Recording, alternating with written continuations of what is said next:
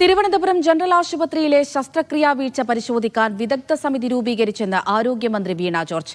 ഉത്തരവാദികളായവർക്കെതിരെ കടുത്ത നടപടി സ്വീകരിക്കണമെന്നും വീണ ജോർജ് പറഞ്ഞു. ഇത് സംബന്ധിച്ച് ഒരു എക്സ്പേർട്ട് കമ്മിറ്റി രൂപീകരിച്ചിരുന്നു. വിദഗ്ധരുടെ ഒരു സമിതി രൂപീകരിച്ച് ഇത് സംബന്ധിച്ച വിശദമായ കാര്യങ്ങൾ അന്വേഷിക്കാനായിട്ട് നിർദ്ദേശം നൽകിയിരുന്നു.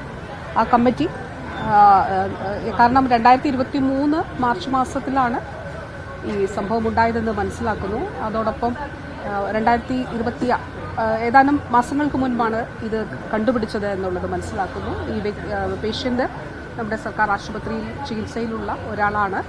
അപ്പോൾ ഇപ്പോൾ ഇതിലൊരു പരാതിയുണ്ട് എന്നുള്ളത് അറിഞ്ഞിട്ട് ഈ കമ്മിറ്റി അതുകൂടി പരിശോധിക്കാൻ പറഞ്ഞു. ഒറ്റ കാര്യമേ ഉള്ളൂ, അതിൽ ഉത്തരവാദികളായിട്ടുള്ളവർക്കെതിരെ നടപടി സ്വീകരിക്കും. അത് കർശനമായിട്ടുള്ള നടപടിയായിരിക്കും.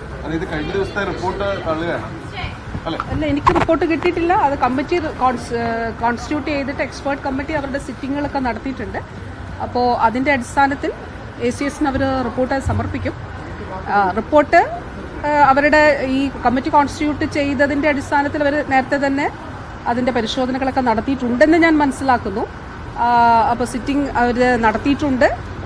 ഇതിൽ വളരെ വ്യക്തമായ ഒറ്റ കാര്യം മാത്രമേ ഉള്ളൂ, അത് കമ്മിറ്റിയുടെ വിദഗ്ധ സമിതിയുടെ റിപ്പോർട്ടിന്റെ അടിസ്ഥാനത്തിൽ അതിൽ കുറ്റക്കാരായവർക്കെതിരെ നടപടി സ്വീകരിക്കും.